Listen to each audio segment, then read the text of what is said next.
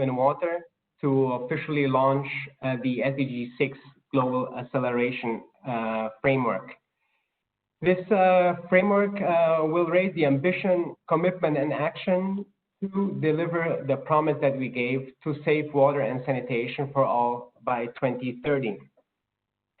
You can find more information about the framework on the UN Water website, on the SDG 6 action space, where you can also submit your commitments towards accelerating the implementation of Goal 6.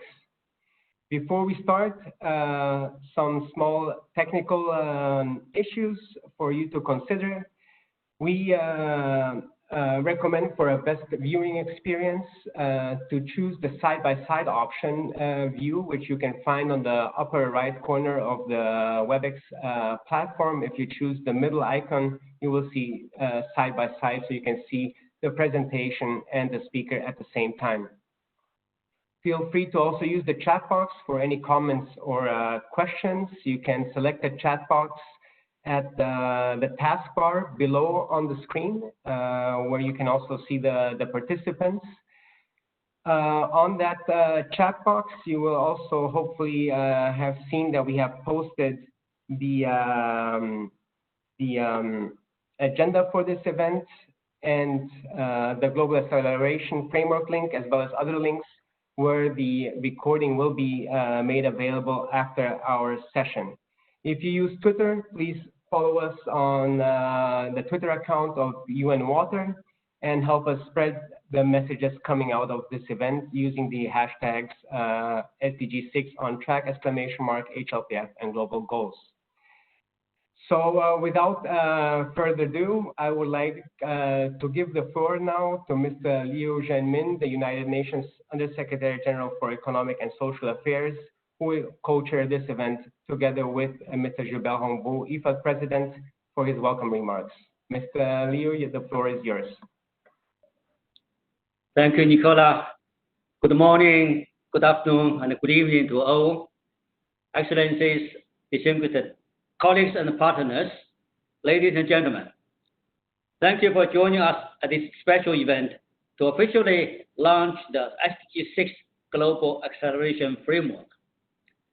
I'm very happy to be here, representing the United Nations Department of Economic and Social Affairs, UNDESA, at the High-Level Political Forum Secretariat, to co-host the event with Mr. Hongbo, who is the chairman of the UN Water.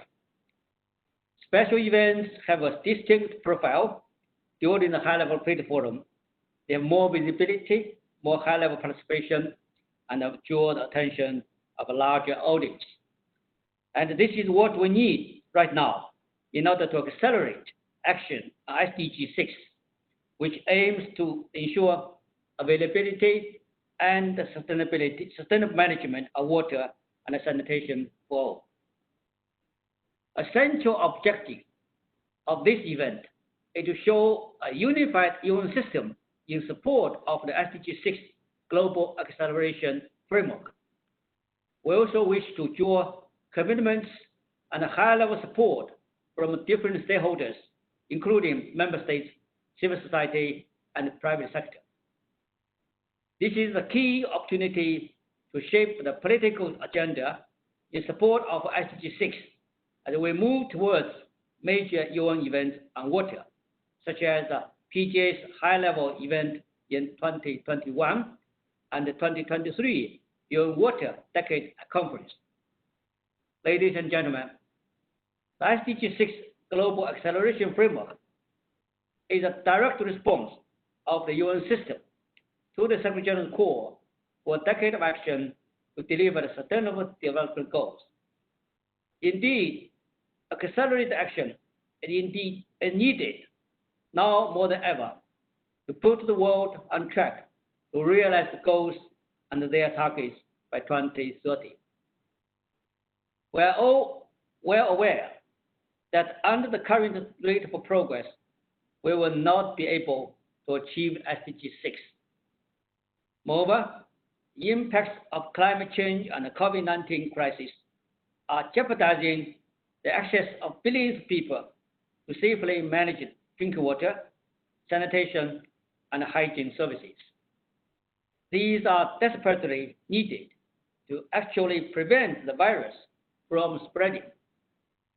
This year's Secretary General's SDG progress report highlights that inadequate access to clean water, sanitation, and hygiene led to a total of 870,000 deaths already in 2016.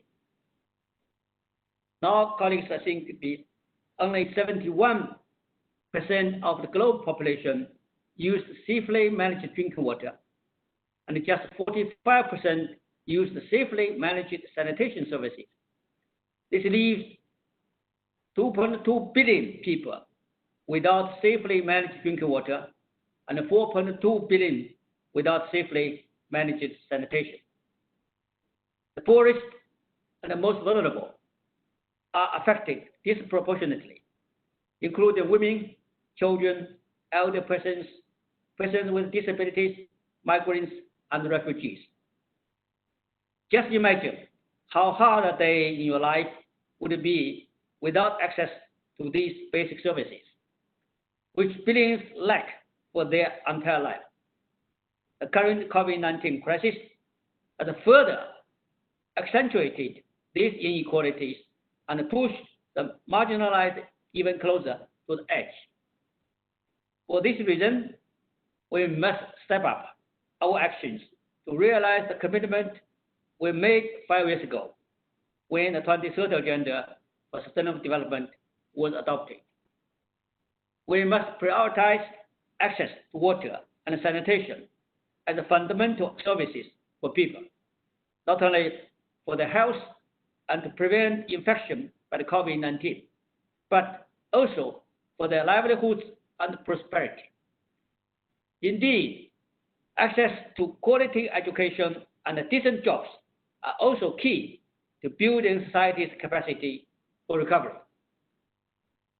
The SDG 6 Global Acceleration Framework we are launching today will provide the necessary boost to create more sustainable, resilient, and inclusive societies.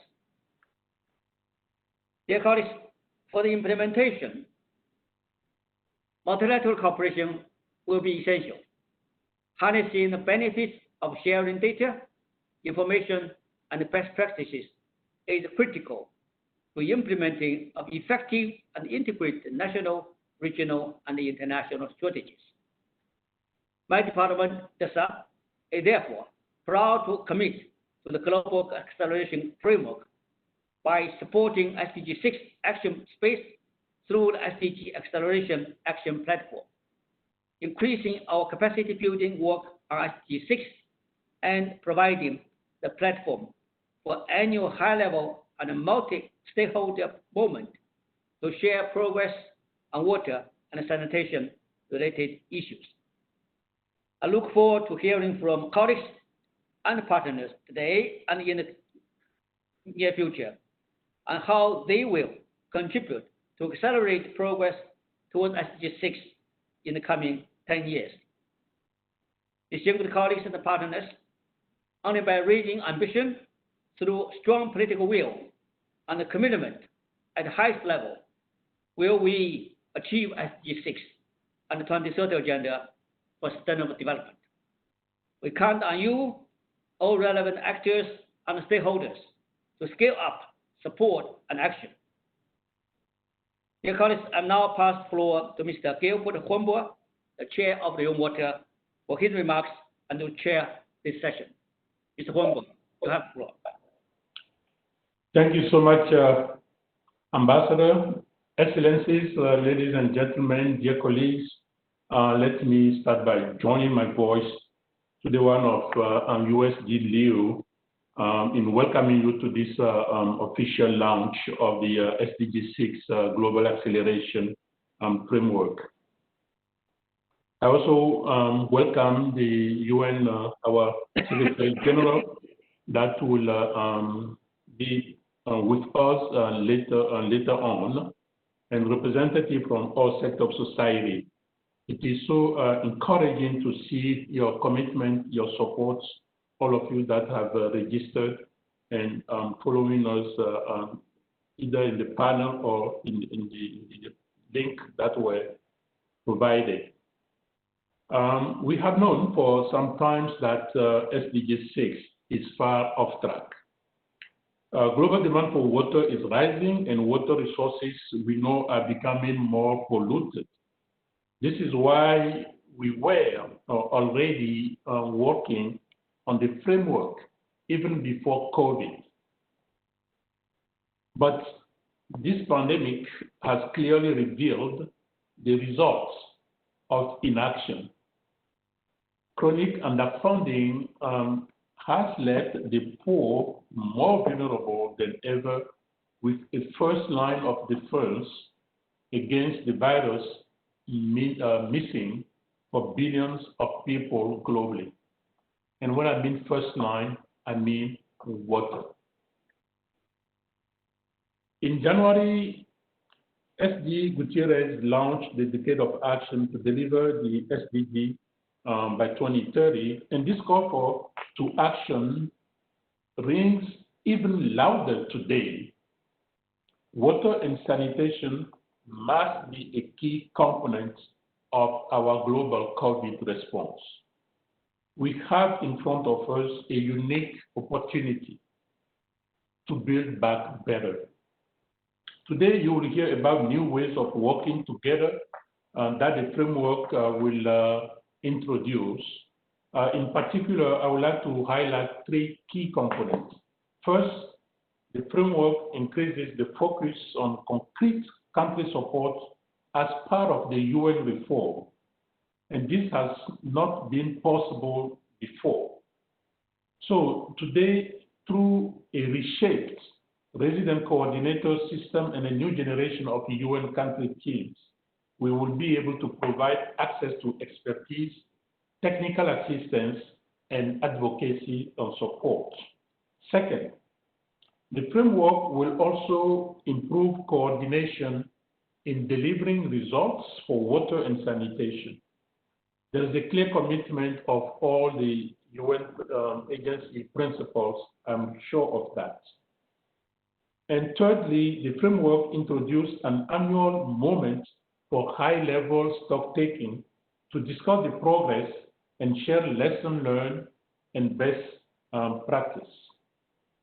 A key milestone will be on World Water Day in 2023, when we meet, hopefully face-to-face in New York for a UN conference on the midterm review of the Water Action Decade. And this is going to be the first UN conference on water since the 90s.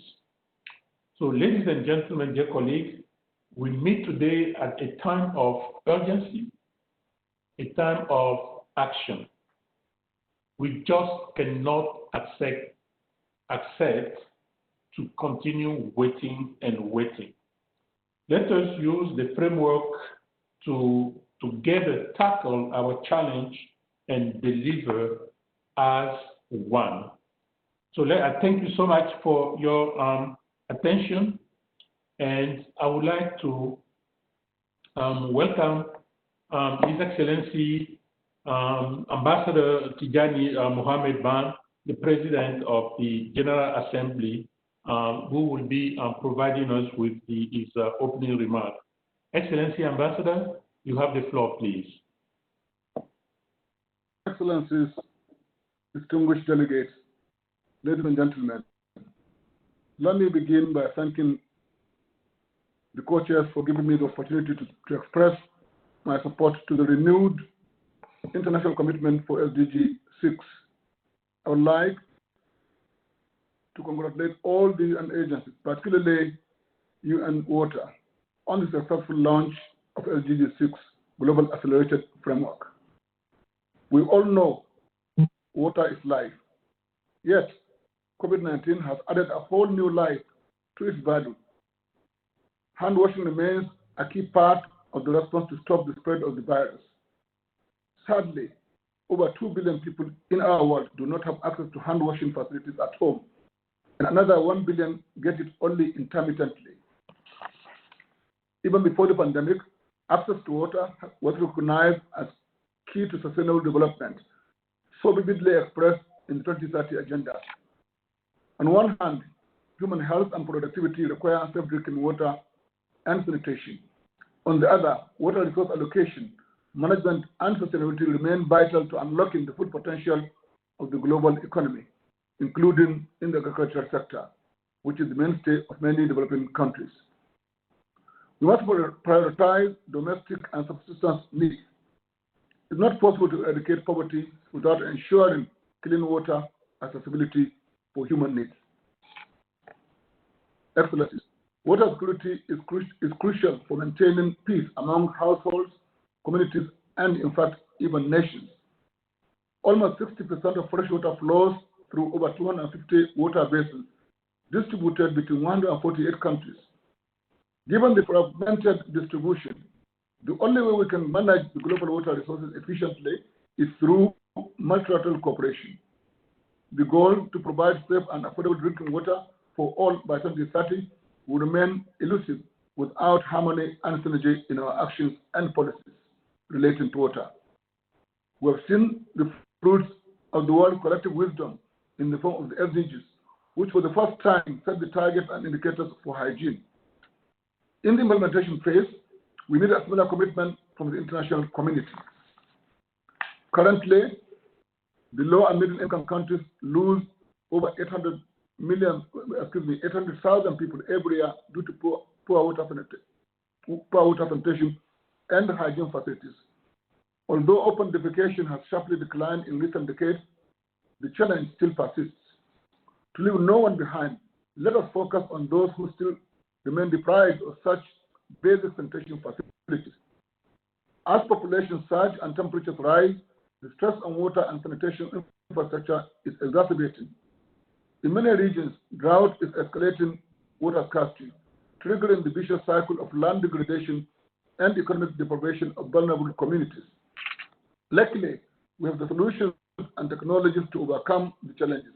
What we need is the political commitment to scale up the solution and make them cost-effective. Certainly, economic slowdown has constrained our fiscal space, but we can overcome the challenge through improved system efficiency based on an integrated approach for clean water supply, sanitation, and wastewater management. To improve sustainability, we must focus on every stage of the water cycle, from freshwater extraction, distribution, usage, collection, treatment to the use of treated wastewater and its release to the environment. It's also vital from the perspective of climate change mitigation and adaptation strategies. To deliver on the promise of SDG 6, the launch of Global Action Framework is reassuring. It aims to target those farthest behind first, which resonates with the commitment of the 2030 Agenda. I'd also like to commend the plan to strengthen multi-stakeholder cooperation and coordination. Given its unifying theme, the initiative will help galvanize synergies to accelerate the progress toward 2030 targets. Excellencies, distinguished participants, as we build back better, let us ensure the access to clean water and sanitation for everyone. If we succeed, it will secure, among others, much-needed privacy for women and girls in many rural areas, save them from the ordeal of fetching water over long distances, free up time for education and other productive activities, and improve their own and their offspring's health and life expectancy. In fact, achieving SDG 6 will fulfill a fundamental human right. It will be a sign of a more humane world with fewer inequalities. I thank you.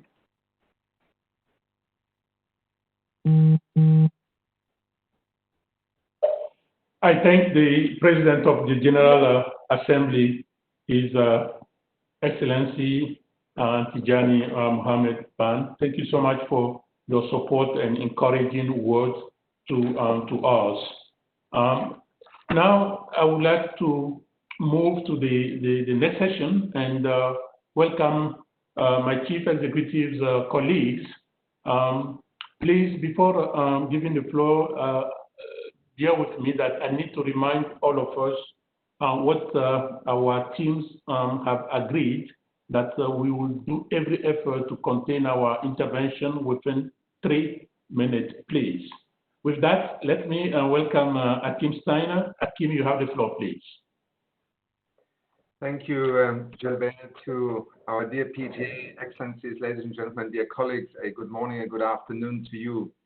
As I was preparing for our session this morning on this SDG 16 Global Acceleration Framework, I was making my cup of coffee, and just the act of turning on a tap, filling my kettle and making a cup of coffee as I was reading my notes made me think, what would I do if suddenly the water supply to my house would cease in New York City?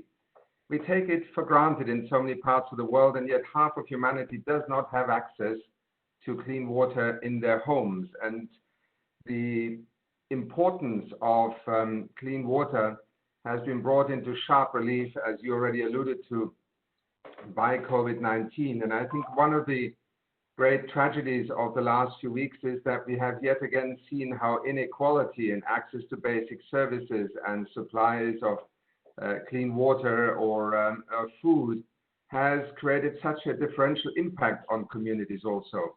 The centrality of WHO's guidance initially seemed to be something that was out of reach for a significant number of people across the globe. And I think we have seen the struggle that people have had to cope with. And I'm also reminded of that wonderful example of a young, I think it was a 12, 13-year-old boy in Kenya inventing a new contraption to try and provide his community with a way in which to have a dispenser of water without having to use hands, and using a foot pedal, and winning a prize from President Kenyatta. So yes, it is a central issue, and I'm very grateful to UN Water for having brought forward this global acceleration framework, and UNDP is very pleased to join in moving forward with this.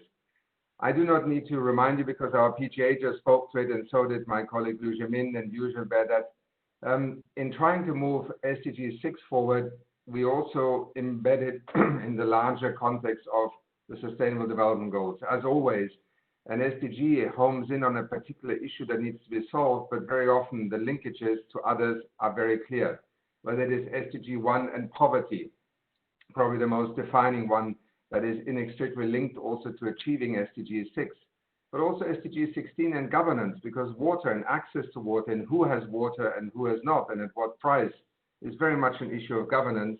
And then I'm sure later on Inger Andersen will also speak to the broader dimensions of environmental change. Water is for more and more people becoming a very scarce commodity, never mind having access to it in their houses. We already know that well over a third of the world will face some form of water distress in the coming years. These are very serious developments and point also to the linkages to SDG 12 and 13 and 15.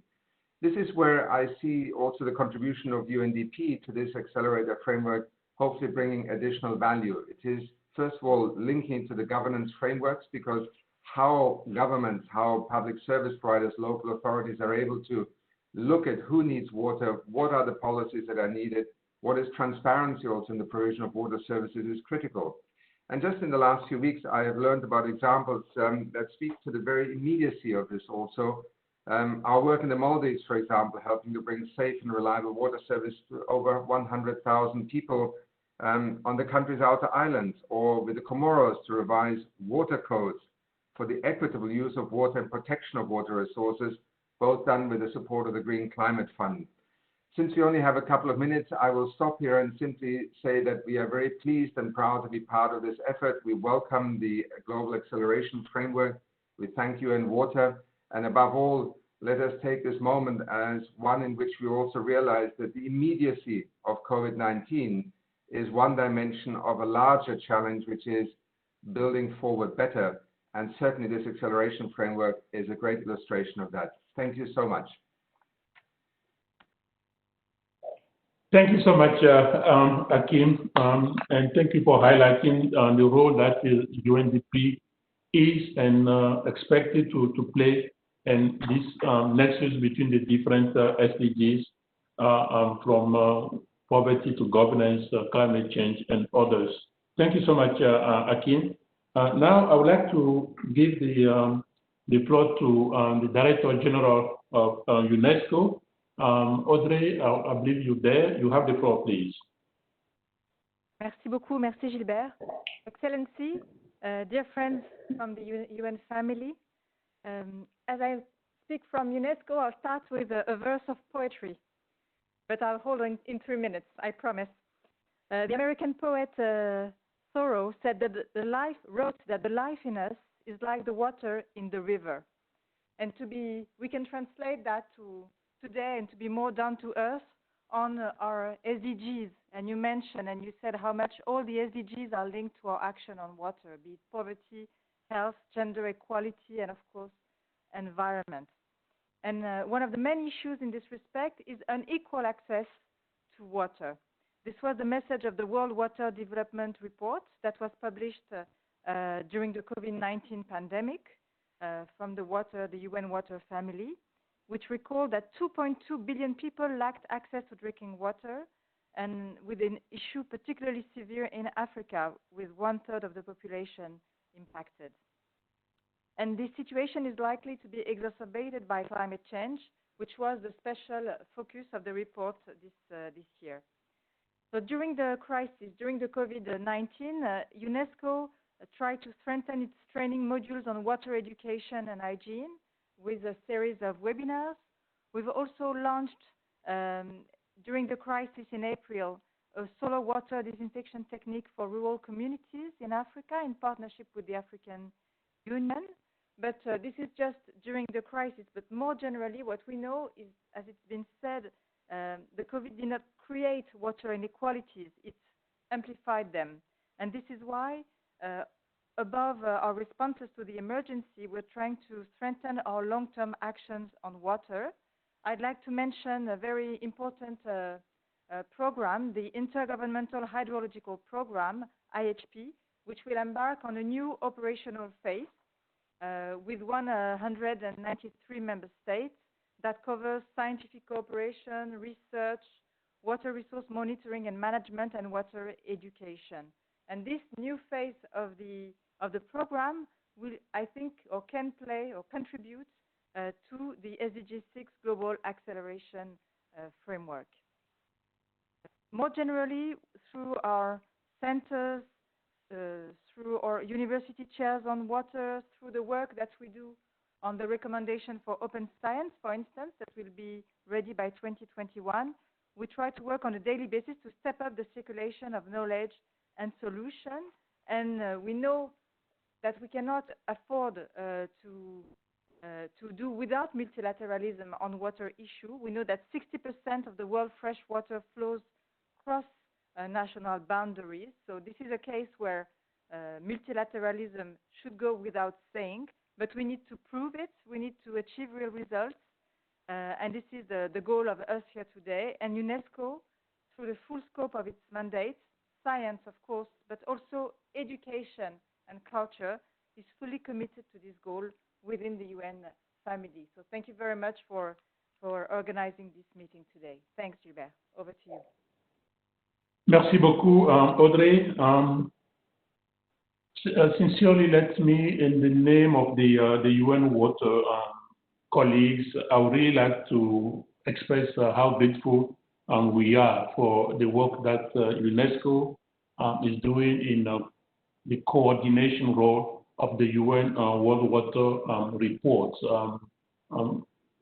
Very, very high-level report that together we produce. Now, I would like to move to the Director General of FAO, my neighbor here from Rome, the Eternal City. Don't you have the floor, please.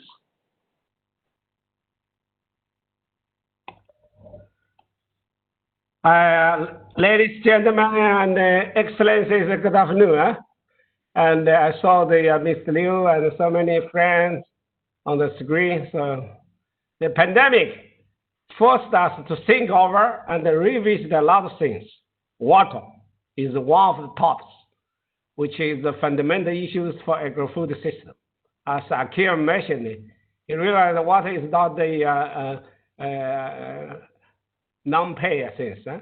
So water scarcity is a heavy flooding, two extremes. how to manage them properly for sustainable development are historical headache challenge in the world.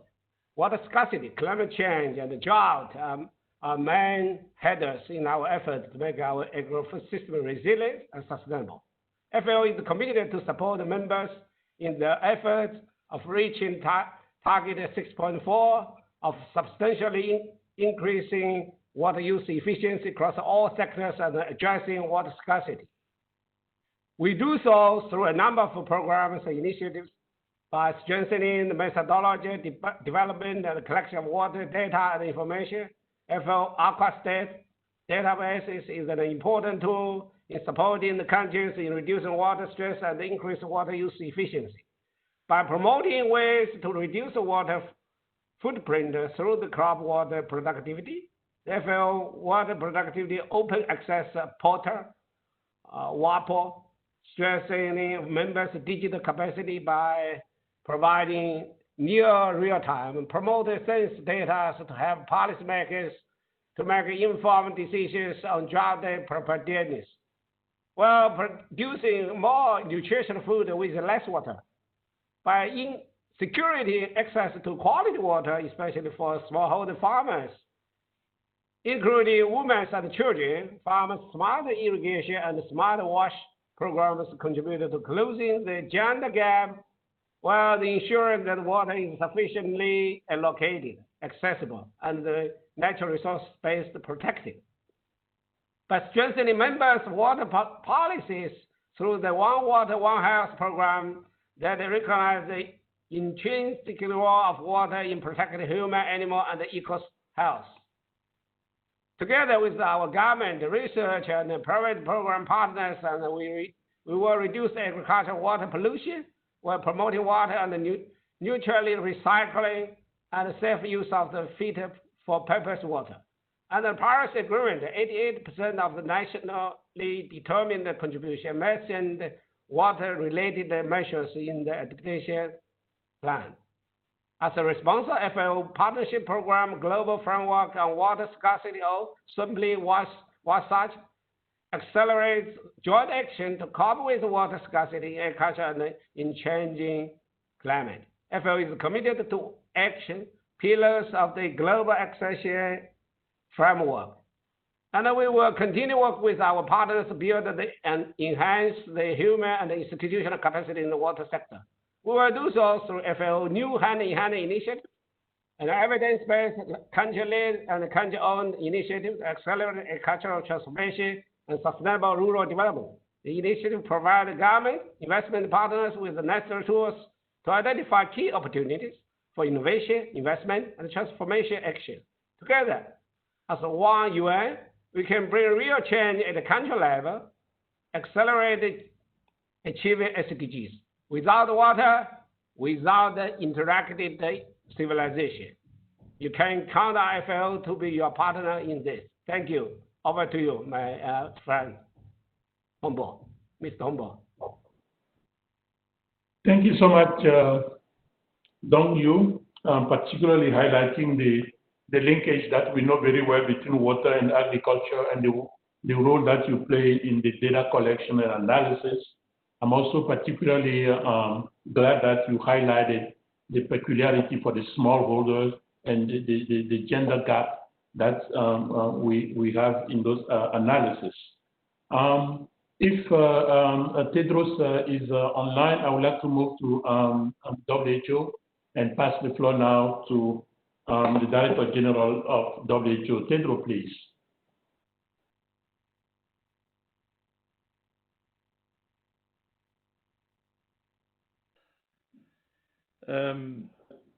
Mr. Gilbert Ngubo, Chair of the UN Water and President of IFAD, Mr. Liu Zeneman, Under-Secretary General for Economic and Social Affairs, and Your Excellency Mr. Tijani Mohammed Bande, President of the General Assembly, colleagues, heads of agencies, excellencies, distinguished guests, and friends. Water, sanitation, and hygiene are cornerstones of public health. Yet over a third of people around the world still lack access to these necessities, putting them at high risk of disease and malnutrition, and impacting the safe delivery of health care.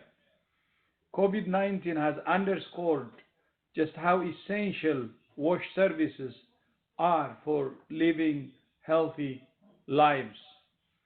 Washing your hands is one of the most effective ways to stop the virus spreading. But this is not possible for many of the 3 billion people without access to water and soap in their homes. And even where the supply does exist, it can be precarious. People who have been forced out of work due to the pandemic may struggle to pay their water bills. And even some utilities are having difficulty meeting demand and making ends meet. That's why WHO is honored to be joining the SDG 6 Global Acceleration Framework to drive solutions around the delivery of access to safe and clean water and sanitation. We have applied the lessons from the SDG 3 Global Action Plan to this new framework. The better the multilateral system is in supporting countries, the faster they will reach the SDGs. WHO is committed to working in solidarity with governments and other UN agencies to scale up in country capacity building. And we will keep collecting high quality data to support evidence-based decision making. 2 weeks ago, WHO with our partners launched the Hand Hygiene for All initiative. It aims to mobilize UN agencies, governments, the private sector, and civil society to integrate hand washing in all aspects of life.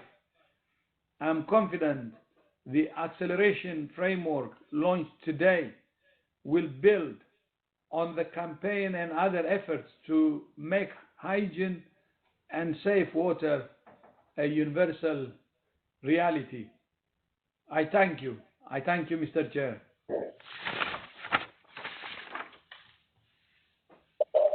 I thank DG Ghebreyesus. Thank you so much, Tedros. And again, I want to thank you personally with not only with what you are doing in this pandemic season, but also what your team in the UN Water and very, very active team. I have this opportunity to mention that to you. I would like to move to Maimuna from UN Habitat. Maimuna, please, you have the floor. Thank you very much, Mr. Chair, Your Excellencies, the President of the General Assembly, Mr. Secretary General, Honorable Ministers, fellow UN Principal, Excellencies, friends, ladies and gentlemen. I am pleased to commit UN Habitat support for the SDG 6 Global Acceleration Framework, and I would like to congratulate UN Water for leading this crucial SDG 6 framework and UN DESA for steering the decade of action. COVID-19 has shown how critical it is to provide access to safe water and sanitation services to ensure public health and resilient local economies. Ladies and gentlemen, urbanization continues to accelerate, putting increasing pressure on our cities and to provide basic public services. These are still more than 1 billion people worldwide living in slum and informal settlements. I would like to share with you 4 key messages. 1, we must act quickly to prevent the spread of COVID-19 amongst urban poor in informal settlement and slums where most residents do not have access to water and sanitation. I call upon all of us to work together to address the wash needs of slum dwellers and other vulnerable populations. Number 2, we need strong water and sanitation operators now more than ever. The current crisis has shown the need to come together and move from just-in-time to a just-in-case approach. Peer-to-peer exchanges through water operators partnership can fill critical gaps and share solutions. Number 3, we need to support cities and communities to tackle the threat of climate change. Water and sanitation service providers are adjusting to this reality and will need more support to innovate and find new ways to ensure business continuity and quality of service. 4th, we need to track progress more accurately and ensure that data can inform decision-making and guide investment in cities. Current data on water and sanitation issues mark inequities in urban areas and often does not count slum and informal settlement. We need greater disaggregation and better data management system. Ladies and gentlemen, UN Habitat's Global Water Operator Partnership Alliance has for the past 12 years been helping to strengthen water and sanitation utilities around the world. It has been more critical to support public service providers for our health and well-being. This partnership has demonstrated that multilateral action is the basis for effective action in our globalized world. I am pleased to launch today the UN Habitat Catalog of Services that provides a sampling of how we can support national and local government partners and stakeholders to address their development challenges and advance sustainable and inclusive urban development using our services, expertise, and tools. So when national and local government, service providers, and other stakeholders work in a coordinated and integrated manner, we can fully leverage the potential that urbanization holds for a better life for all. Thank you very much, Mr. Chair. Over to you. Thank you so much, Maimouna Maud Sherif, the Executive Director of UN Habitat, particularly highlighting the 4 key messages, namely the COVID and the urban poor. Generally speaking, when we know that half of the population live in urban area without necessarily having access to clean water, it's really key. And also, I hope all of us will take note of the catalog of service that you are launching now and today. Thank you so much, Maimouna. I'm moving to UN Economic Commission for Europe, and I will really be pleased to pass the floor to Olga. Olga, if you're there, the floor is yours, please. Thank you, Mr. Chair. Mr. Liu Zhanmin, Excellencies, distinguished colleagues. This discussion on water and sanitation is indeed very timely. However, as you expect, I don't have a good news for us. Progress towards SDG 6 is lagging behind. We need to speed up. In UNEC, we contribute to SDG 6 Global Acceleration Framework, particularly to the governance, data, information, capacity building accelerators. At a global level, we support countries to improve and monitor intersectoral transboundary water governance, focusing on development and financing of agreements in order to prevent conflicts and promote development. At the pan-European level, we will support countries to achieve access to water and sanitation for all and prevent diseases. COVID-19, as many of you mentioned, has shown that water, sanitation, and hygiene save lives. The protocol on water and health serviced by UNEC, together with WHO Europe, provides a practical tool for the 2030 agenda and also the accelerator framework. Its target setting and national reporting on water, sanitation, hygiene, and health are mechanisms to accelerate progress and realize the human rights to water and sanitation. It supports countries to prevent diseases such as COVID-19. I call on countries to ratify and implement the protocol. As we know, 60% of the world's freshwater flows shared basins. Therefore, achieving SDG 6 requires effective transboundary governance. Its target 6.5 requires countries to implement integrated water resources management, including through transboundary cooperation that is also crucial for peace, health, food, and energy. However, the first reporting on SDG indicator 652 by UNEC with UNESCO showed that we need greater progress. Only 17 of the reporting countries achieved the target in 2018. We need to enhance capacity and political will for cooperation, step up human and financial resources, establish legal and institutional frameworks. I would like to call on all actors to contribute: countries, basin organizations, international financial institutions, UN agencies, and NGOs. UNEC will support development and implementation of agreements through guidance, projects on the ground, capacity building in the framework of our Convention on the Protection and Use of Transboundary Watercourses and International Lakes, known as Water Convention. This convention provides a unique global legal and intergovernmental UN platform for the peaceful management of shared waters. Since 1992, and following its opening to all UN member states in 2016, it now counts 44 parties. I welcome the most recent party, Ghana, which acceded last week. 20 countries are in the accession process and more than 120 participate in the convention's activities. Also, the Secretary General is calling upon all countries to accede the 1992 Water Convention and the 1997 United Nations Watercourses Convention. Thank you for your attention. Back to you, Mr. Chair.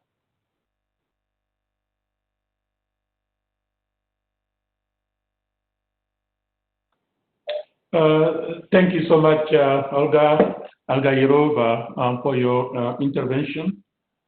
I would like to particularly highlight the importance of the Water Convention that you are really working on, and also an opportunity to thank both you and Audrey for the good cooperation between the Commission for Europe and UNESCO in those matters.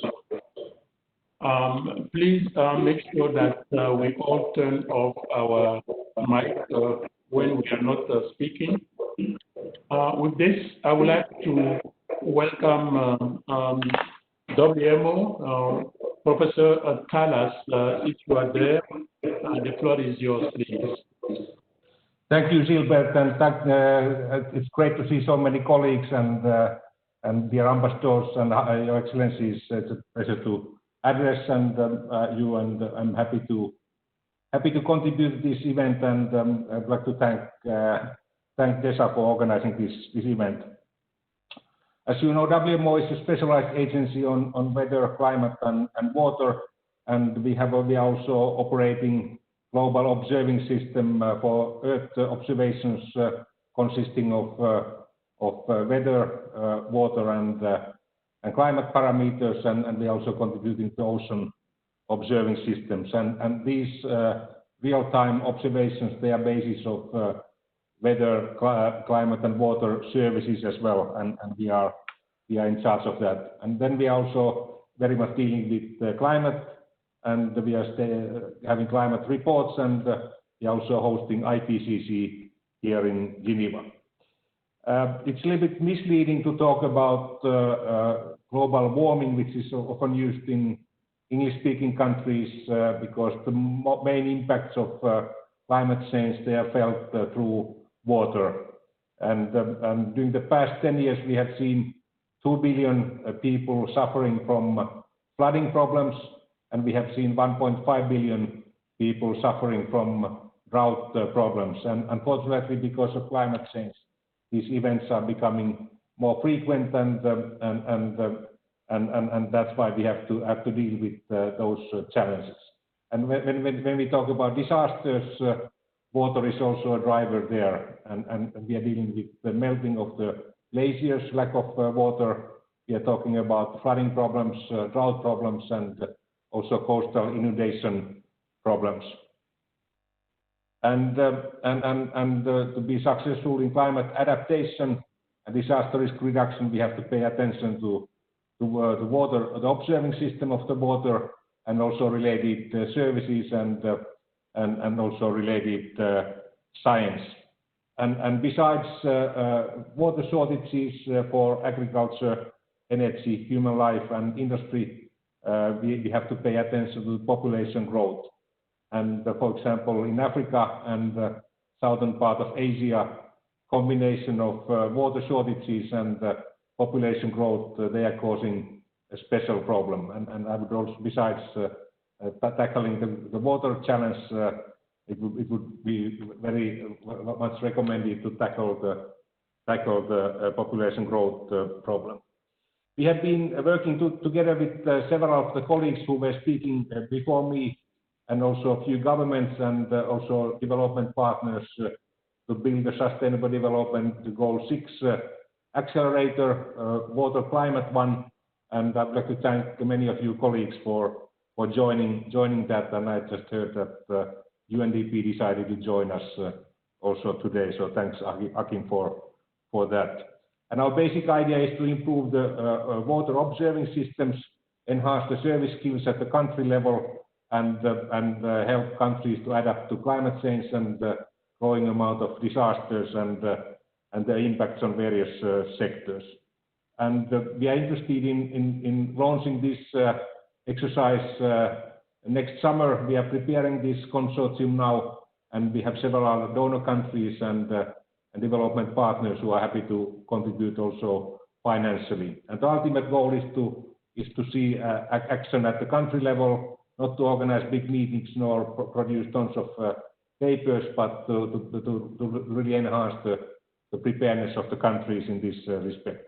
With these words, thanks for the opportunity to speak, and thanks, Gilbert, for sharing this so well. Thank you so much for this key intervention. I wanted to please highlight the fact that the Water and Climate Coalition that you are spearheading is quite a good demonstration of what we're trying to do. So Petri, thank you so much, and all our support. I know the UN Water colleagues are very supportive of these initiatives. Inge, if you're there, I would like to give you the floor from UNEP, the Executive Secretary of UNEP, Inge Adelson. You have the floor, please.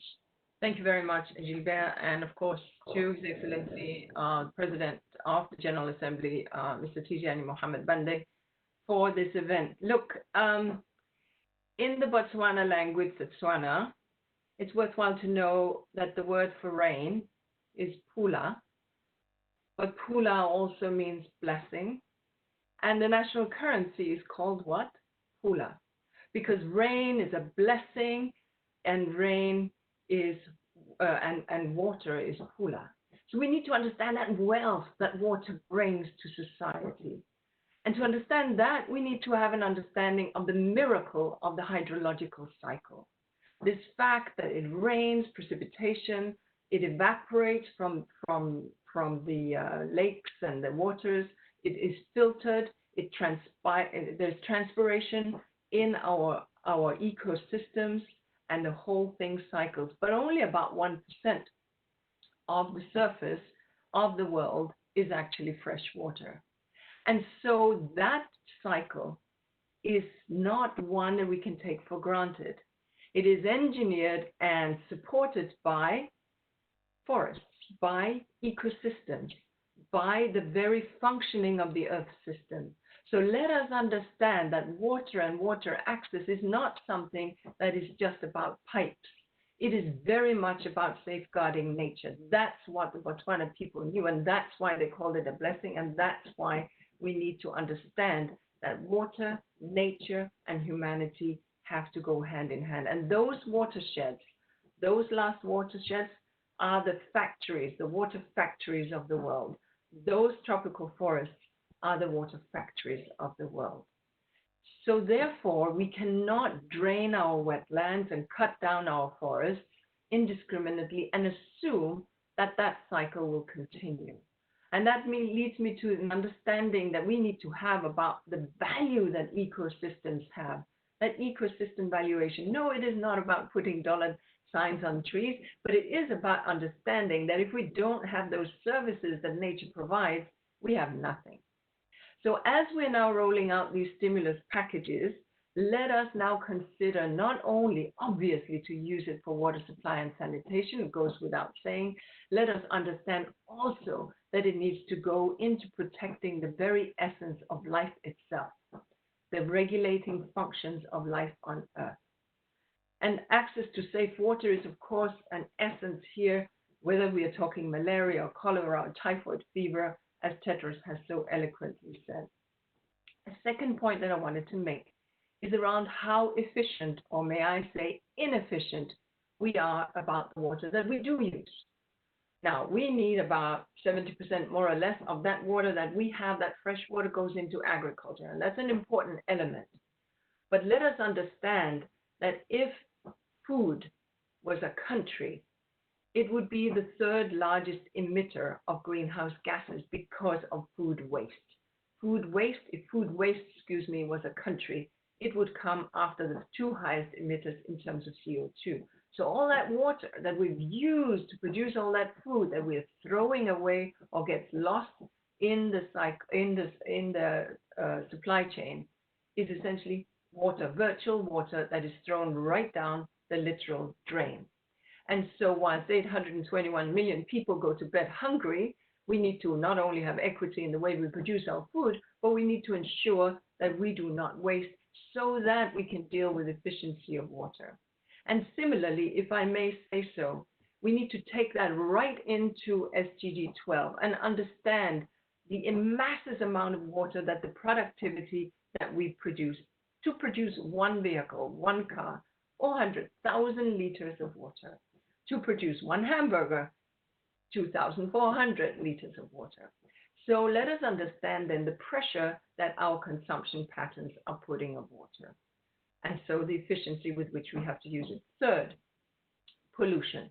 We at UNEP are the proud hosts of a number of conventions, including the chemical conventions that deal with a significant amount of chemicals. And unless we adhere to the commitments that we've made under these conventions, we are further toxifying and making impossible to use that water that otherwise is produced for us free of charge by the hydrological cycle that I spoke about earlier on. And it has been reflected by others who spoke before, and especially by the president of the PGA, the imperative of the shared water resources that we need to manage in multilateral settings. Gender has been referred to, so I will not go there. Let me just say that in terms of the conventions that countries, member states have signed up for, Climate Change Convention, which also speaks about adaptation and mitigation and protection of forests, etc., the Biodiversity Convention, which speaks about the same, and the chemical conventions, Basel, Rotterdam, Stockholm, and Minamata, those conventions together form the very foundation of life on Earth and form the very foundation of water systems protection. We at UNEP, we are so proud to be part of this accelerator. We have a number of activities already in this field, and I won't go into them, but we'll just mention that on the Water Quality Alliance, we are running it with 50 other members. It deals with interdisciplinary elements on the quality and pollution or lack of same.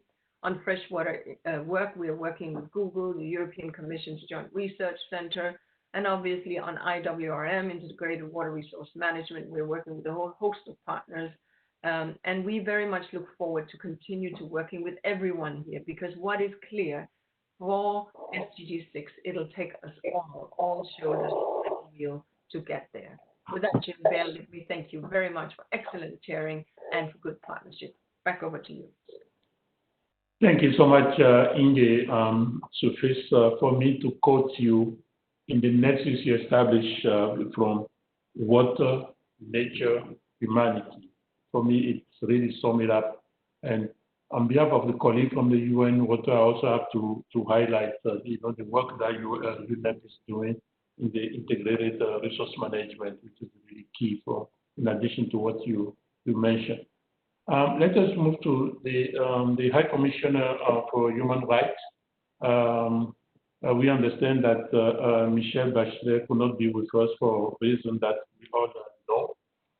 I'm so pleased to welcome Nada Al-Nashif, the Deputy High Commissioner. Nada, you have the floor, please. Thanks very much, Gilbert. Excellencies, dear colleagues, friends.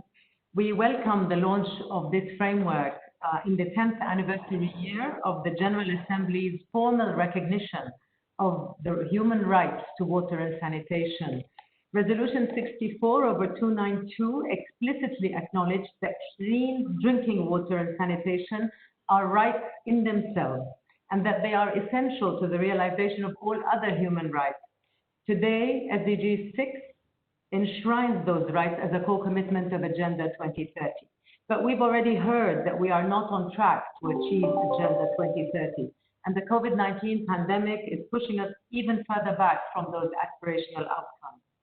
We must therefore marshal our forces to recover effectively from this setback. Building back better requires repairing the gaps in human rights protection, which have made our society so vulnerable to this global upheaval. The pandemic should spur us to adopt strong transformative measures to heighten the powerful protection that human rights-based policies can provide by promoting public health, by promoting public confidence in official guidance, and by ensuring greater social and economic resilience. We need to deliver on the right to clean water and sanitation, and we need to address other forms of discrimination and the deeply entrenched inequalities that run disproportionately to affect women and children, minorities and indigenous people, older people, people with disabilities, migrants, and the urban poor.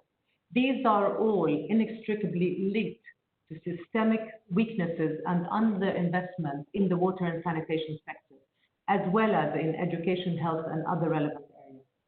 So framing water and sanitation as fundamental human rights raises the level of accountability and emphasizes the need for people's participation in achieving these goals. We believe development that is centered in human rights is more powerful, it's more sustainable, and more effective. It promotes empowerment, inclusiveness, and equal opportunities for all.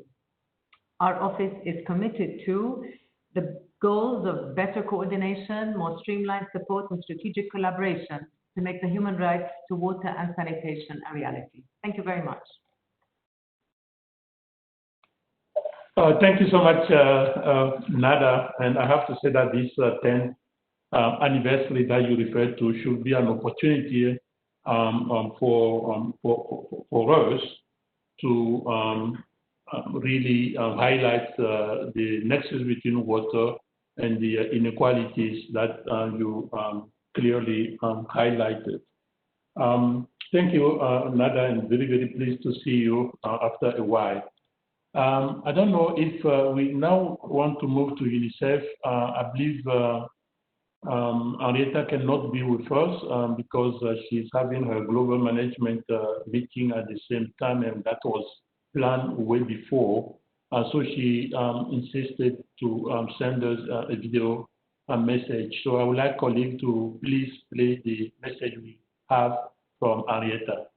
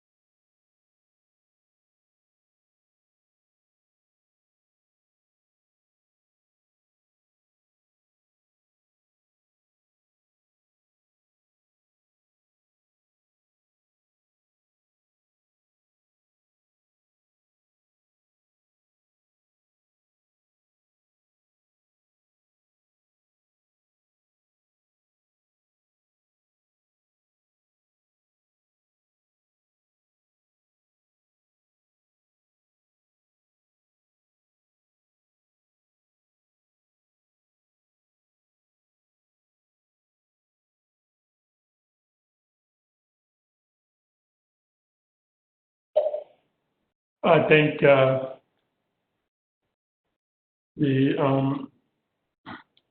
Aretha for the executive secretary, executive director of UNICEF, and I would like to thank the whole UNICEF team, particularly taking up the vice chair from September, and highlighting in this message 3 key areas, namely the financing issue, including blended financing, the data gap, and the need for us to innovate.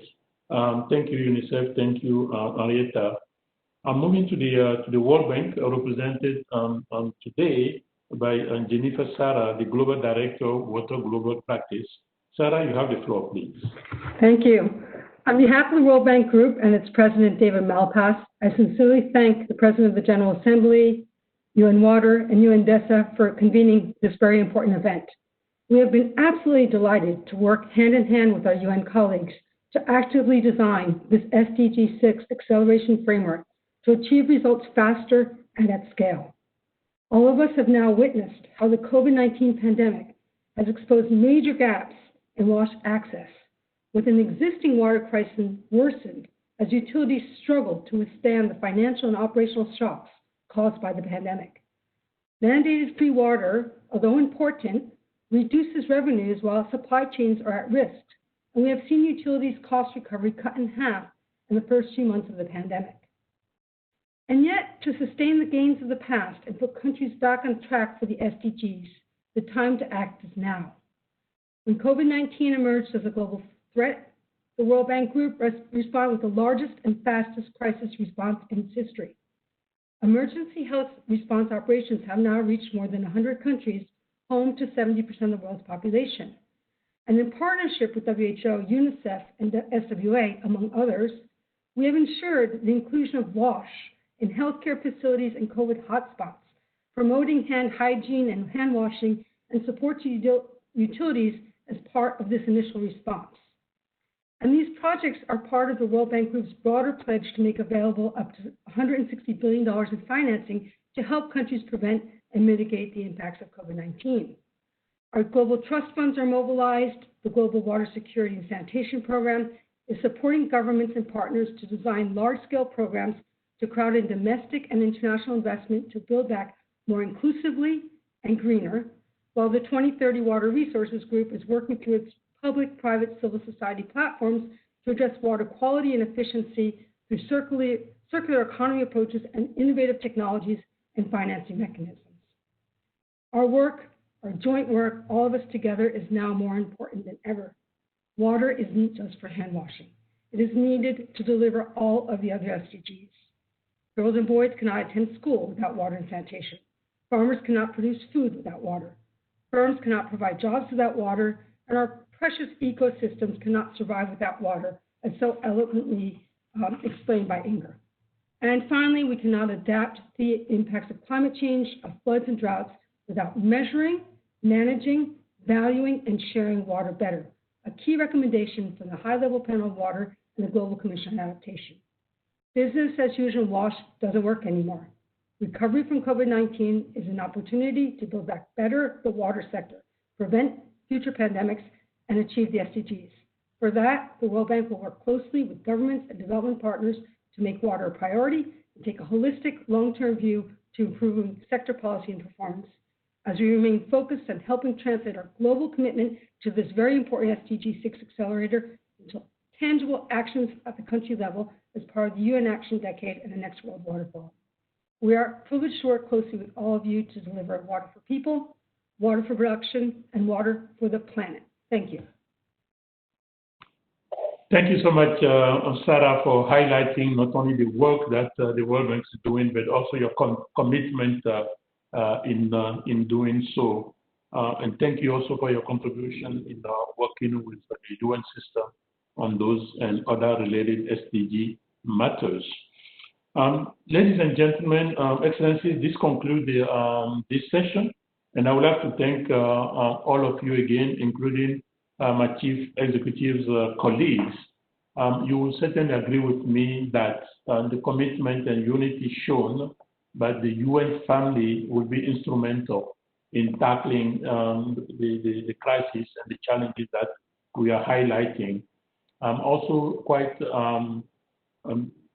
wanted to insist on the examples of concrete actions that we have heard during your intervention, and that gives me really hope, and I'm very, very much inspired by those concrete examples that will help us moving forward and looking forward to that. Now we're going to pass to the next session, and I would like to remind all of us that we expect the SDG, the Secretary General. So the time management is going to be quite critical for us, because the SDG has a very specific time slot. So please let us all bear that in mind. So I will pass the floor to the moderators of the next session, Lindsay Aldako Manor and Alex Whitebrook, respectively, the President and the Vice President of the World Youth Parliament for Water. They will moderate a showcase of stakeholder commitment and accelerating progress on SDG 6. I understand it's quite very early in the morning for Lindsay, which that in itself shows a lot of commitment already. So we thank you for being with us. So Lindsay, over to you, please. Thank you, Mr. Hungbo, for your kind introduction. Distinguished guests, ladies and gentlemen, it's my pleasure to welcome you to the showcase of commitments on accelerating progress on SDG 6. I represent the next generation of water leaders. Bold commitments to accelerate SDG 6 from the leaders of today are essential. These commitments are part of the promise to my generation to ensure a water-secure world. Today, we have a distinguished panel to showcase stakeholder commitment on accelerating progress on SDG 6. To start us off, we will first hear from Her Excellency Ms. Cora van Nieuwenhuizen. Minister, you may now take the floor. Thank you very much, Lindsay. Well, dear chairs, ladies and gentlemen, dear friends, this meeting is taking place at a defining moment. Not only is the world on the verge of spending trillions of dollars to boost economies recovering from the COVID-19 pandemic, but we've also only got 10 years left to achieve the Sustainable Development Goals. So we have the choice between investing this money in the long-term resilience of our societies or wasting it on short-term quick wins. When it comes to water, it's about delivering on a promise. The UN reform analysis in 2017 showed a gap in the UN coverage of water. So I'm pleased to welcome the SDG 6 Global Acceleration Framework. I greatly appreciate the commitment shown by the UN leadership also attending in today's session. At this important point in time, I have two key messages. First, we must improve the resilience of our systems. And second, the Water Action Track of the Global Commission on Adaptation can help us achieve that goal. And when it comes to water, the Netherlands is no stranger to the issues involved. Water shaped our history, and it shapes our society still today. And that explains our long-standing involvement in water issues at UN level, for example, in the high-level panel on water. UN's water theme this year is water and climate change. And in line with this, the Global Commission on Adaptation, led by Ban Ki-moon, Kristalina Georgieva, and Bill Gates, has also included a water action track. It involves collaboration with key stakeholders to make recovery projects sustainable, inclusive, and more adaptive to climate change. And we hope that many of you will join this initiative. Its results will contribute to the UN Decade of Action and the SDG 6 Acceleration Framework launched today. Working towards the 2023 UN Conference on Water, this is one of our main endeavors. As a stepping stone and to help trigger the systemic change needed, the Netherlands will host the first ever global summit of world leaders focused entirely on adaptation to climate change. And that will take place on the 25th of January next year. And with this online conference, we can join forces across the globe to offer hope, energy, and real solutions. And that is my message today to the World Youth Parliament for Water, because this is all about future generations. So let's ensure that we emerge from the COVID-19 crisis more adaptive and more resilient.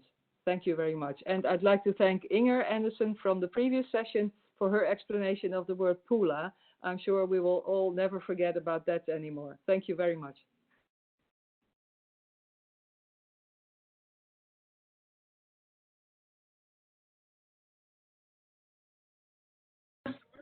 To His Excellency Mr. Jorge Luis Montenegro Chavesta, the Minister of Agriculture and Irrigation of Peru. Your Excellency, Guterres, Secretary General of the Your Excellency Antonio Guterres, Secretary General of the United Nations, Your Excellency Gilbert Humboldt, President of UN Water, ladies and gentlemen, first, please let me apologize for wearing a face mask today.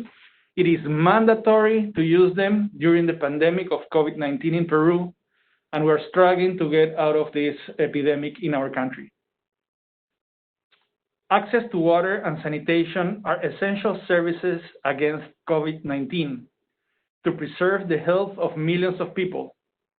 The agriculture sector is promoting the optimization of water use, for which $140 million have been allocated for maintenance activities of canals and drains that allow an efficient use of water. Yesterday, a financing fund was approved to provide $600 million in credits for small farmers to guarantee the 2020 and 2021 agricultural season in Peru, in line with the food security that has been affected by COVID-19. The Ministry of Agriculture of Peru, through our National Water Authority, ANA, reports the following progress in the implementation of the Sustainable Development Goals for Water and Sanitation, ODS 6. 611. The national population with access to water service through the public network is 91%. 621. 77% of the population has sewerage coverage. 631. 77% of the population has basic sanitation services, BSS, where wastewater is treated safely. 641.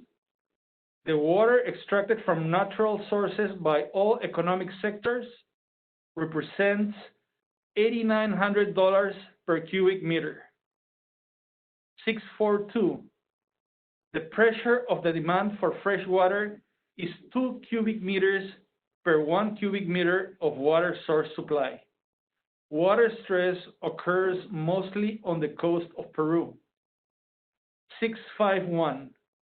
In year 2019, the degree of implementation of the integrated management of water resources is or was 40 points, and it has increased by 10 points from year 2016. 652. ANA has managed water resources through agreements with neighboring countries, such as Bolivia, Ecuador, and Brazil, advancing 14% of surface waters in transboundary basins. 661. Progress has been made in monitoring lagoon and wetland ecosystems through satellite remote sensing and fieldwork.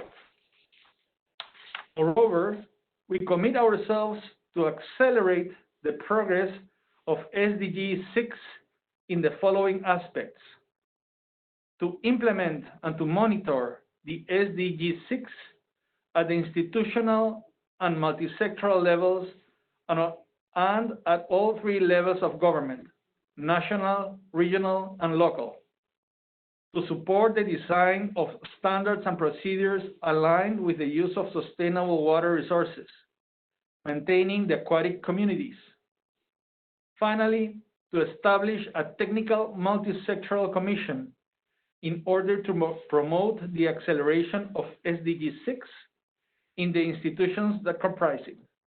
Thank you very much.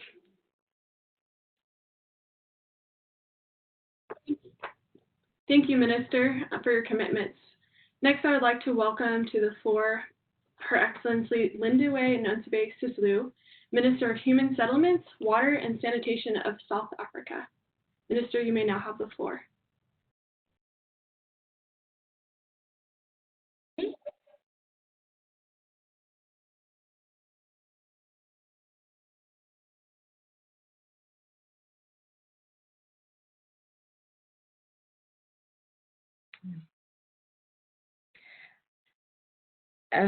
We're trying to unmute.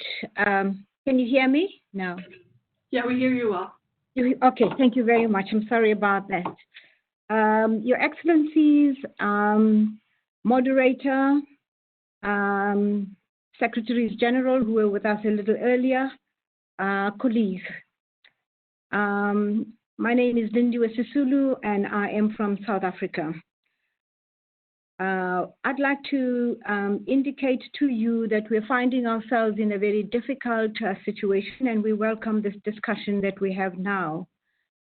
South Africa has got the highest number of positive COVID people in Africa, the highest number of deaths from COVID in Africa. And therefore, we've had the full impact of something we had not planned for. We, all of us here, are architects and champions of sustainable development goals, and we agreed that the SDGs are transformational in their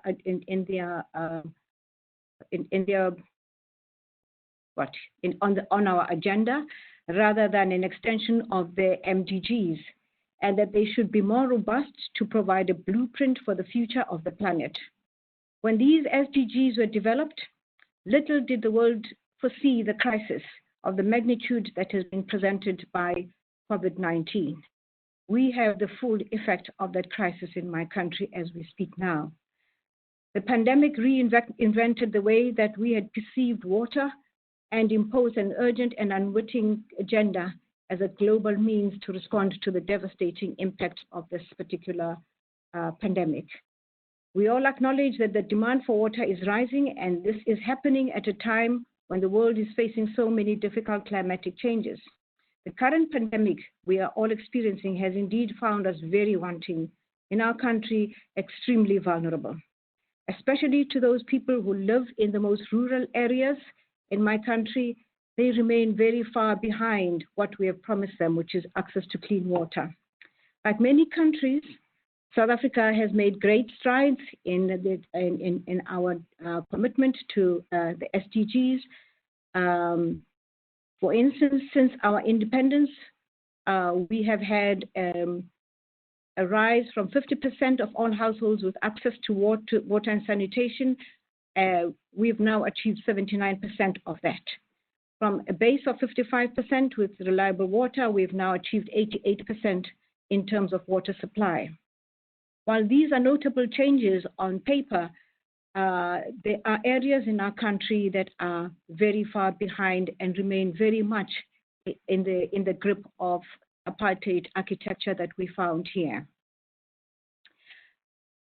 We then got the pandemic, and imagine what we were faced with. The first message we got from the DG of the World Health Organization was, wash your hands. Imagine too what most of our people in the rural areas' response was to that. Where do we wash our hands? We don't have water. So it became the most important thing to do for government, for us to be able to deal with the first defense in relation to the pandemic. We then decided to work out how we're going to make sure that everybody has access to clean water. And we came up with an innovative idea, which I want to share with you, not that it is sustainable, but it has worked for us. We put together all the resources that we had, and bought all the water tanks we could find in the country and all the water tankers we could find in the country, deposited the water tanks in all the places that did not have access to water, and delivered water to them on a regular basis. We had to do this almost on a militaristic kind of basis, and therefore when we named the center a command center, because indeed that is how it operated. And this is what we're using up to now. However, we have realized that while it is helping us cope with people getting water, it is not helping us cope with the pandemic, and it is not sustainable in the long run.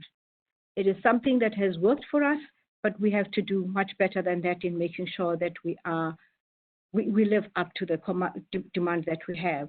We've covered a great deal of our municipalities, and we continue to do that with glitches from time to time, but it has proved to be a very good way in which we can cover most of the people who need the support of national department.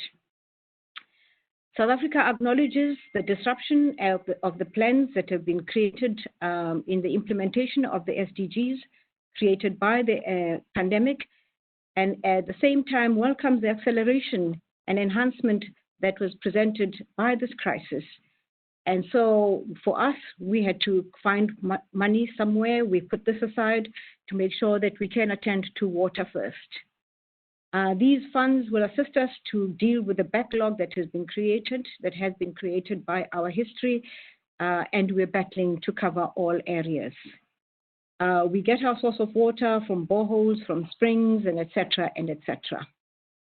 It is on this basis that I'd like to quote the words of our former President Nelson Mandela when he said, "Freedom alone is not enough without light to read at night, without time or access to water to irrigate our farms, without the ability to catch fish to feed your family."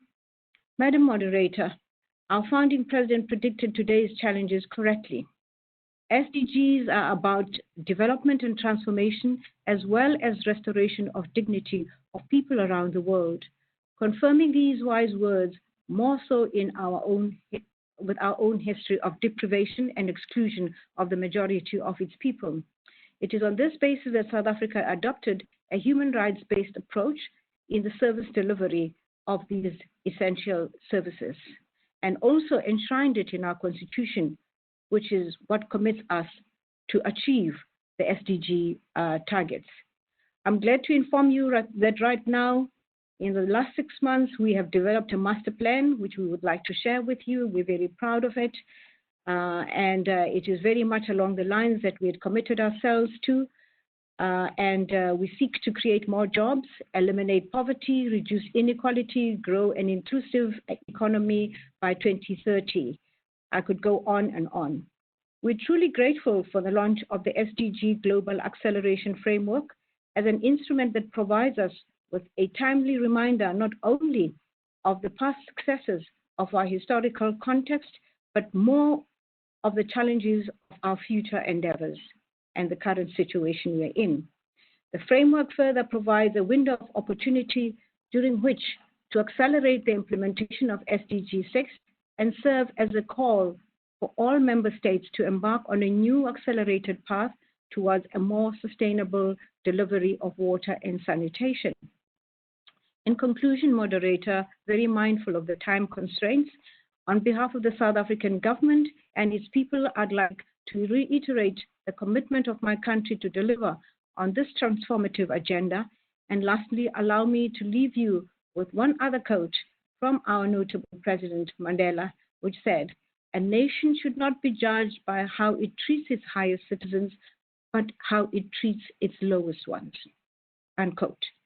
A statement proven correct during COVID-19, because we had to make sure that the ones at the lowest get our priority.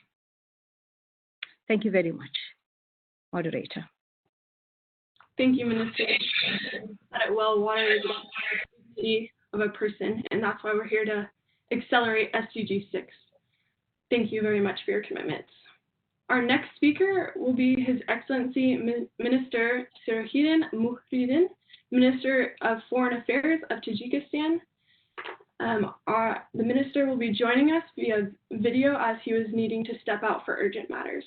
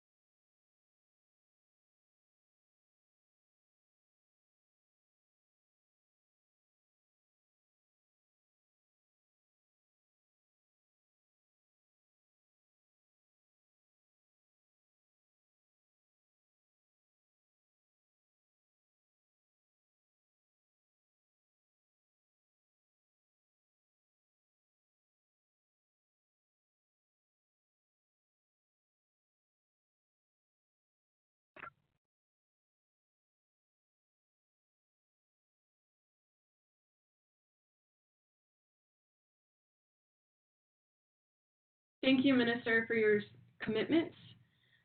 I would like to acknowledge the arrival of a very distinguished guest.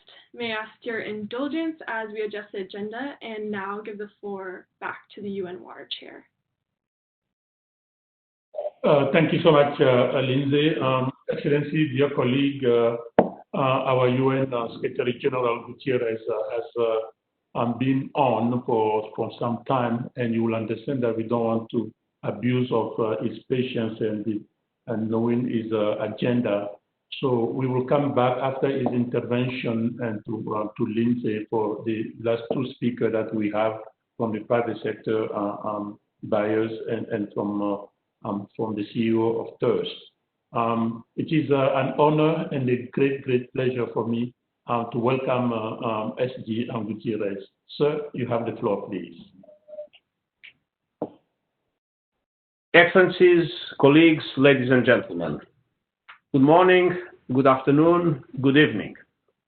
I'm pleased to join the launch of the Global Acceleration Framework for Sustainable Development Goal 6 on water and sanitation. Congratulations to all the speakers. I'm impressed by the commitment, support, coherence and unity shown by the whole United Nations system together with member states, youth, civil society and the private sector. Today, this commitment is needed more than ever. Water globally is threatened by the twin threats of increasing demand and withdrawals and the degradation of water sources and associated ecosystems due to climate change, pollution and other threats. The water and sanitation crisis demands a holistic, systemic and multilateral response.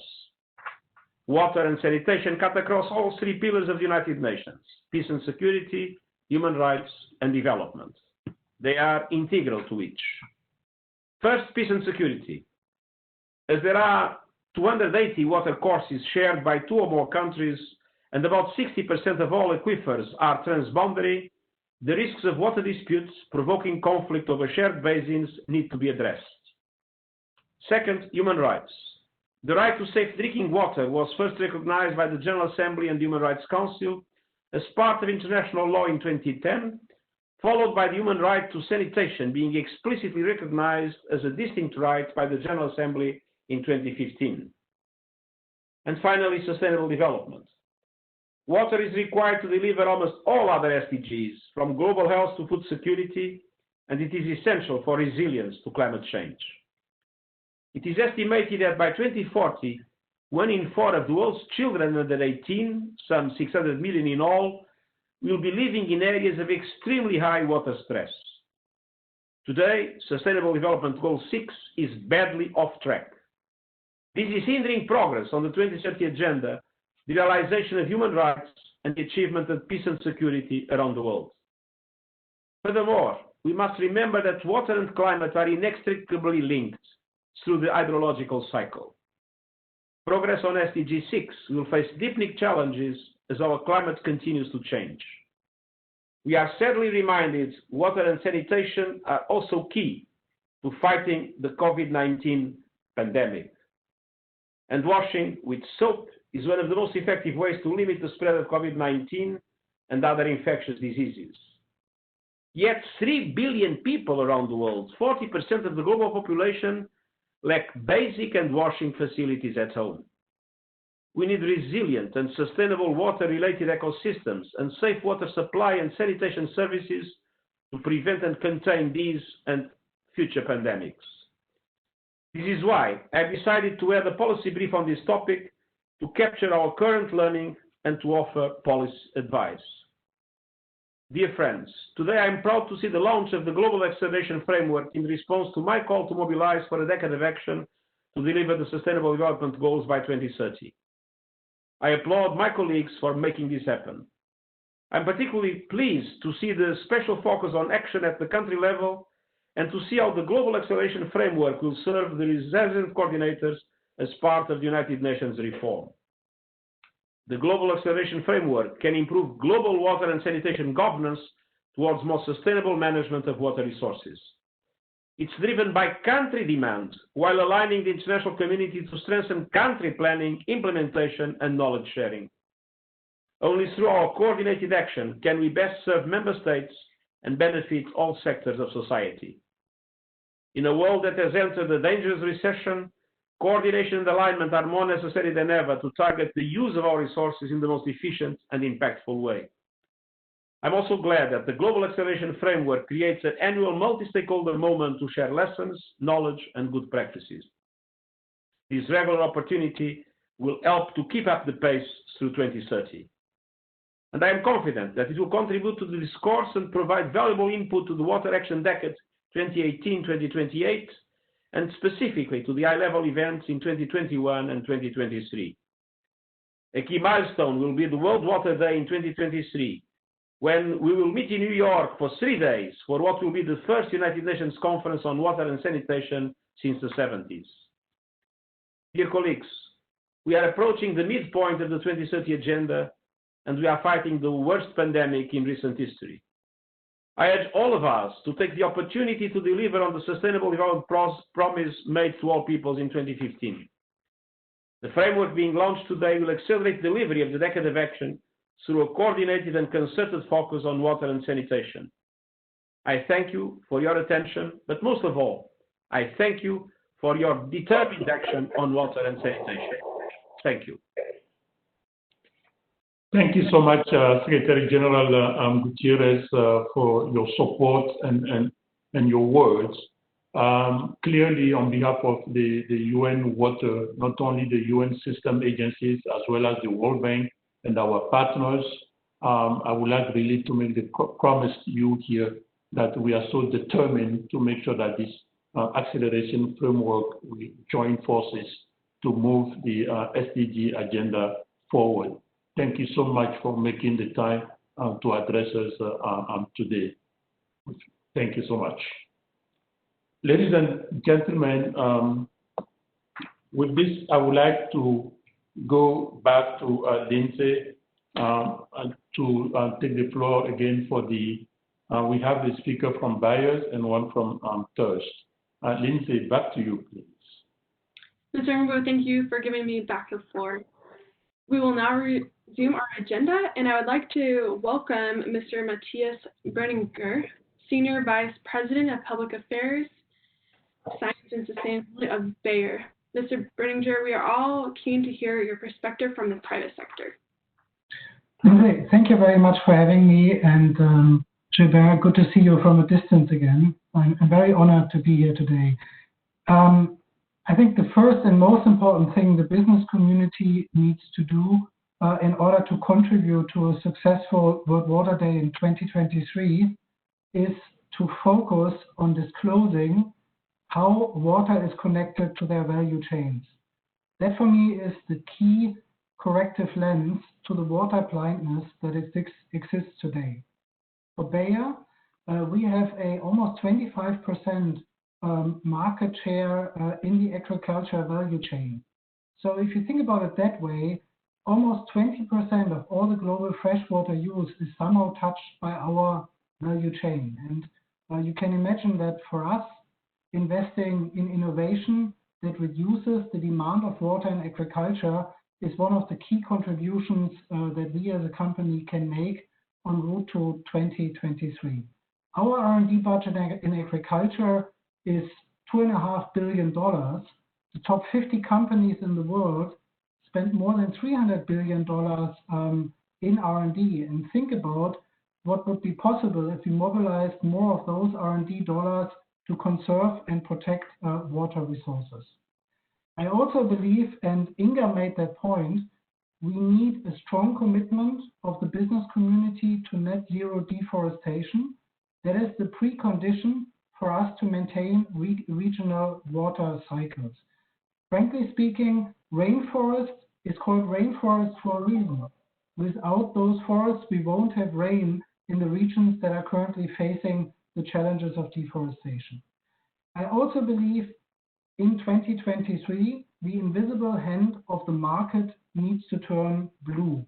We already see on the decarbonization side that investors put pressure on companies to focus on reducing carbon emissions. I believe the same pressure needs to be put on how we operate and how we consume water as businesses. So the investment community is a key enabler of a successful transformation of businesses in order to preserve water for our future. And as I can say on behalf of Bayer, we are very committed to do our part and to really help make 2023 a success and put again momentum into SDG 6. Thank you, Mr. Brenninger, especially for your insight on the private sector. Thank you for your commitments. I would now like to give a warm welcome to our representative from civil society, my friend, Mina Guli. She inspired the Running Dry movement by running 100 marathons in 100 days, if you can believe it, to show her 100% commitment to SDG 6. Mina, you may now have the floor.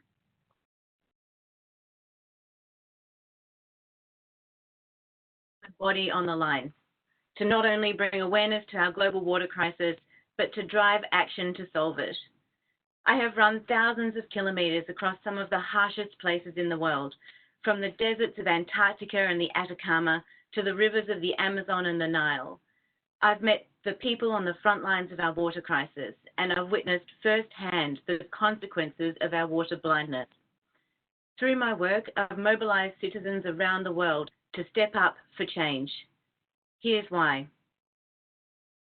First, people are suffering. 4.2 of the almost 8 billion people on our planet lack access to safe sanitation, and at a time when we're all being told to wash our hands, 3 billion people lack basic hand washing facilities. Just let that sink in for a minute. 3 billion people in a pandemic. Second, healthy freshwater ecosystems are dying. 83% of freshwater species populations are collapsing, and while deforestation makes front-page news, our wetlands are disappearing 3 times faster than our forests. Third, our planet is running dry. 25% of our global population already live in countries experiencing high water stress. And as our demand for more water-intensive food and products and lifestyles increases, and as the impact of climate change intensifies, the situation is going to get much, much worse, with dire consequences. Sitting in the desert in Jordan, one of the Bedouins told me, Mina, the next world war will not be fought over terrorism or oil, but over water. I fear my children will become the first water refugees. Water is everything, but we treat it as if it's nothing. We focus on forests, on climate, plastics, and the oceans, and we assume that managing them better will also take care of water.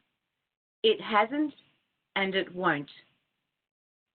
People are hungry and people are thirsty. Supply chains are under threat. Ecosystems are collapsing. And across the world, our economic and social stability is in danger as millions of people are forced to migrate in search of food and water. Our inaction today is laying the foundation for the wars of tomorrow. We are fast approaching day zero. We need to raise our level of ambition, and we need to accelerate our action on water, on the value of water, because water is life for you and for me and for every living being on this planet. When I set out to run 100 marathons in 100 days for water, I thought it was the biggest, boldest way to show what 100% commitment to this issue looks like. But I fell short. My body broke after 62 marathons, and I thought I had failed. But then people rallied around the world. They stepped up to run for water, to share their own water stories and to make their own water commitments. They showed me the power of people united by purpose and passion and perseverance, that individually we can make an impact, but that together we can change the world. The world is ready for big visions. We are ready to step up for water. The time to act is now. Will you lead us?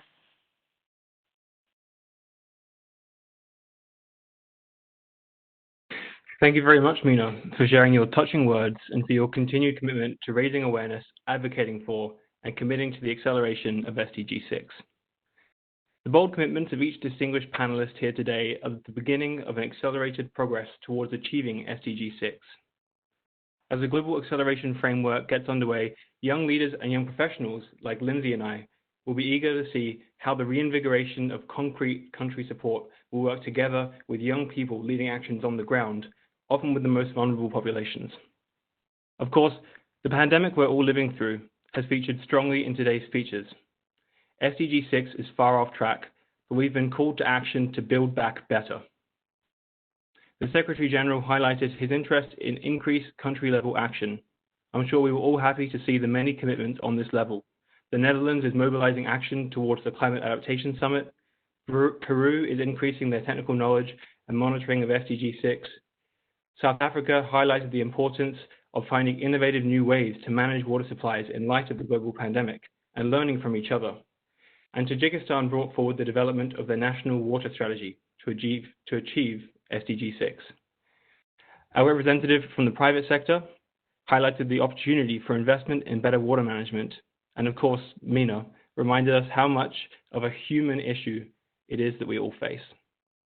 As always, an intertwining thread of all of today's presentations was the importance of multi-stakeholder participation. As we accelerate SDG 6, so must we accelerate and strengthen cooperation on every front, be it data sharing, capacity building, and everything in between. With those final words, I'll pass the floor back to the UN Water Chair, Mr. Humbo. You have the floor. Thank you so much, Lindsay and Alex, for moderating this session. As we all know, the youth are mostly affected by the future of water and sanitation. And moving forward, it's clear that we're going to need your energy and the energy of all the youth for this common goal. I was very, very, very pleased to hear from you, and we look forward to a greater inclusion of the youth in the decision-making processes, not only SDG 6, but for all the SDGs. Ladies and gentlemen, excellencies, this brings our event to a close. I would really like to use this opportunity once again to express our gratitude to the Secretary General for gracing us with his presence and his words that will really be guiding us in moving forward. I also would like to thank all the speakers, all of you in the audience who joined us today virtually to hear about this global acceleration framework. Delivering on our water and sanitation goals and securing our water future require collective and collaborative action from each of us.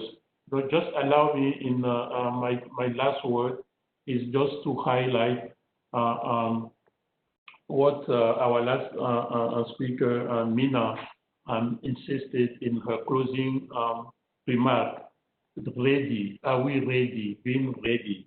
So I would like to close by saying that I am ready. And I'm sure each of us here will want to reiterate that we are ready to get our agencies, our institution behind this accelerated framework. Together, let's do it. Thank you so much for this side event. Thank you all. The meeting is adjourned.